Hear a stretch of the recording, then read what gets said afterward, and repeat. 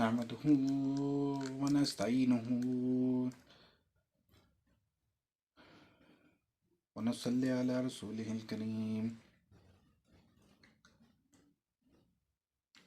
ونعوذ بالله من شرور أنفسنا ومن سيئات أعمالنا من يهد الله فلا مضل له ومن يضلله فلا هادي له وأنا أشهد أن لا إله إلا الله وحده لا شريك له وأنا أشهد أن محمدا عبده ورسوله صلى الله عليه وآله وسلم. قال الله أعوذ بالله من الشيطان الرجيم بسم الله الرحمن الرحيم. قال الله تعالى فلاقتحم العقبة صدق اللہ العظیم. عزیز سامعین کرام، اللہ پاک رب العزت نے ہمیں قرآن پاک کی بہت ہی خوبصورت آیت کو ترجمہ اور اس کو سمجھنے کا موقع عطا فرمایا. اللہ تعالی ہمیں اس کو سمجھنے اور عمل کرنے کی توفیق عطا فرمائے. اللہ پاک رب العزت نے بیان فرمایا فلاقتحم العقبہ، اپنے آپ کو گھاٹی میں اتار لو، گھاٹی میں اترنے کا اہتمام کرو. مفسرین کرام نے اس کی تفسیر کچھ یوں لکھی ہے کہ یہ اپنے آپ کو گھٹانے کا کہا گیا ہے، اپنے آپ کو گھٹا لو. تو اللہ پاک نے آگے بیان فرمایا وما ادراک ما العقبہ، اور یہ گھاٹی کیا ہے، تمہیں کیا خبر. یعنی جیسے اللہ پاک کوئی انعام دینا چاہتے ہیں اس کے اوپر، اور بہت بڑی چیز ہے کوئی یہ. تو وہ انعام کیا ہے؟ تو وہ ایک ایسا انعام اللہ پاک نے بیان فرمایا کہ جو ہماری زندگی، دنیا میں آنا اور آخرت اور قیامت کی ہولناکیاں اور قیامت کا میدان، تو ان سب کے اندر سب سے بڑا جو انعام انسان کو مل سکتا ہے وہ اللہ پاک نے ان چیزوں اس گھٹنے کے اوپر عطا فرمانا. تو گھٹنے کا یہ مطلب بھی ہو سکتا ہے کہ بھی اپنے آپ کو اللہ تعالیٰ کی رضا کے لیے اپنے آپ کو کم کرو، اپنے آپ کو گھٹاؤ. دل جو ایسی چیز جو اللہ کی رضا ہو لیکن انسان کا دل گھٹتا ہو، تو کم ہوتا ہو، تو لیکن اللہ تعالیٰ کا حکم پورا کرنے کا شوق ہو، اللہ تعالیٰ کی محبت ہو، تو اللہ تعالیٰ وہ انعام انسان کو عطا فرمائیں گے. تو پھر اللہ تعالیٰ نے کچھ ایسی مثالیں عطا فرمائیں تاکہ وہ ہمارے لیے پکی ہو جائے کہ بھی ہم نے کیسے اپنے آپ کو گھٹانا ہے اور اس کے اوپر پھر اللہ تعالیٰ نے کیا انعام عطا فرمانا ہے. تو سب سے پہلے اللہ پاک نے بیان فرمایا فکو رقبہ، ایک گردن چھڑوا دو کسی کی، جیسے کہ غلام آزاد کرا دینا.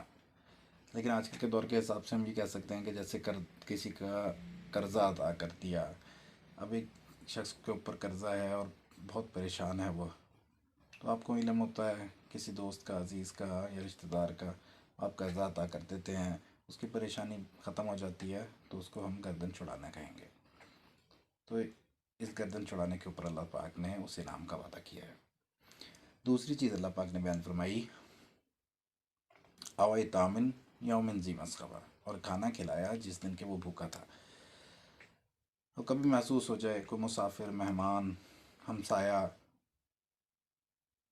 کوئی گاہک جو دوسرے شہر سے آیا ہے، یا پھر کوئی ایسا شخص نظر آ جائے جس کے چہرے سے واضح نظر آ رہا ہو کہ بھوکا ہوں، تو اس کو کھانا کھلا دینا کہ جس دن وہ بھوکا تھا، تو اللہ پاک وہ انعام اس شخص کو عطا فرما دیں گے.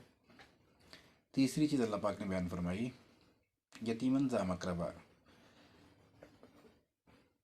ہمارے رشتہ داروں میں کوئی یتیم ہو گیا، تو ایک تو یتیم ہونے کا صدمہ اس کو ہمیشہ کے لیے، اور پھر اس کے بعد اس کے حالات، اور پھر اس کا اکرام. تو اس کا اکرام کر لینا، اور اس کو اگر ضرورت ہے تو مالی امداد کر دینا، دل جوئی کر دینا. تو قرابت دار یتیموں کے ساتھ بہتر سلوک، ان کے آنا جانا اور ان کی دل جوئی کرنا اور ان کا خیال رکھنا، تو اس شخص کے لیے اللہ پاک نے بیان فرمایا کہ یہ انعام میں اس شخص کو بھی عطا فرما دوں گا. تیسرا ہے مسکین ذا متربہ، تو یہ مسکین تراب، زمین، مٹی. تو مٹی پہ جو مسکین ہے اس کا مطلب یہ ہوا کہ محتاج، یا پھر جس کا معذوری ہے، تو اس کی امداد کرنا، اس کی دلجوئی کرنا.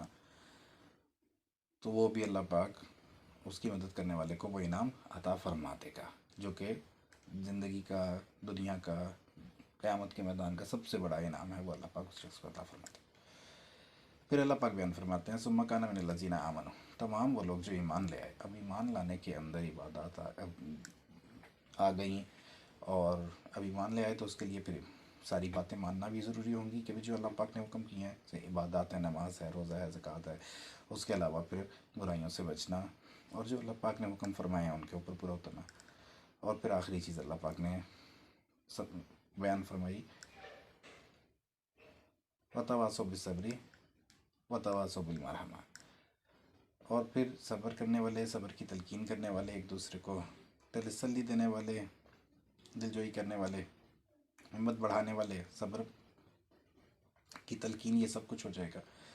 اور پھر رحم کے موقع، انسان کے پاس کئی مرتبہ ایسے موقع ہوتے ہیں کہ انسان بدلہ لے بھی سکتا ہے، لیکن رحم کرنا، چھوٹوں پہ رحم کرنا، بڑوں پہ رحم کرنا، دوستوں پہ رحم کرنا، تمام لوگوں کو، وہ انسان کو اپنی زندگی میں وہ مراحل مل جاتے ہیں کہ جہاں پر وہ رحم کرنے کے قابل ہوتا ہے، تو اس شخص کے لیے بھی اللہ پاک نے وہی وعدہ انعام فرمایا ہے۔ اب اللہ پاک اس انعام کو ذکر فرماتے ہیں کہ میں وہ انعام کیا ہوگا جو میں تمہیں دوں گا۔ تو اللہ پاک بیان فرماتے ہیں اولئک اصحاب المیمنہ، میں ان لوگوں کو سیدھے ہاتھ میں نامہ اعمال دے دوں گا۔ تو نامہ اعمال سیدھے ہاتھ میں جن لوگوں کو مل جائے گا، ان کو کسی قسم کے حساب کتاب پولیس کے اوپر آنے کی کوئی ضرورت نہیں ہوگی، وہ تو جنتی کہلائیں گے، اور آخر کار وہ جنت میں داخل ہو جائیں گے۔ اللہ پاک ہمیں اللہ تعالیٰ کے حکموں کو، اللہ تعالیٰ کے فرمانوں کو سمجھنے کی اور ان پر عمل کرنے کی توفیق عطا فرمائے۔ وآخر دعوانا ان الحمد للہ رب العالمین۔ السلام علیکم۔